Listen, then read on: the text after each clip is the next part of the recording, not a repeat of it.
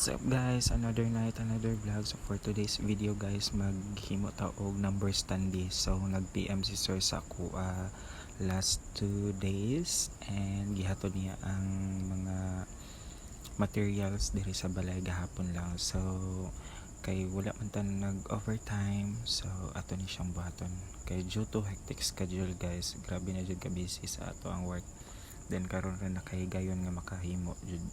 Then kanida siya kay gamiton ni siya November 17, so gipaspasan na ko siya. After ana guys, nag-form na ko og number 1 kay ang gipahimo ni client kay 18 number ang iyang gipahimo, so I think gamiton ni siya sa debut.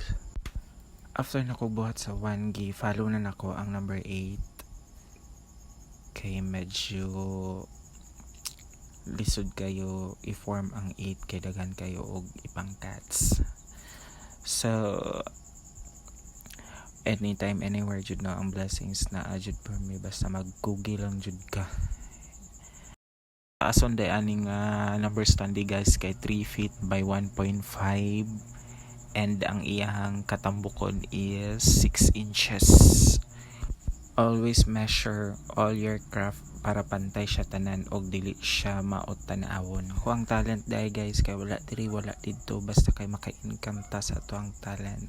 And also I do decorates some birthdays, debut, christening and everything, and also naga-littering ko. So humanan ako ang 8, then cut na pud ko og 5.5 inches kay para sa iyang kilid.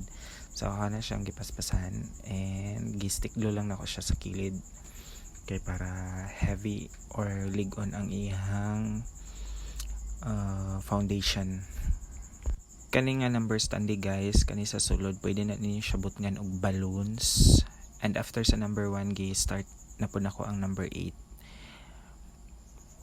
Makita ninyo nga grabe jud ako ang dedication and passion sa paghimo ani kay para ma-satisfy ato ang client and maganahan po siya sa ato ang craft. Ako na jud siyang gipaspasan kay grabe na jud ka gutom, gikan pa ko duty, wala pa ko'y kaon. Charan Mels. Umana na bitaw. And that's it for tonight guys. Unta ma-satisfy si client sa ako ang gibuhat. God bless us all. Bye bye. Ingat mo.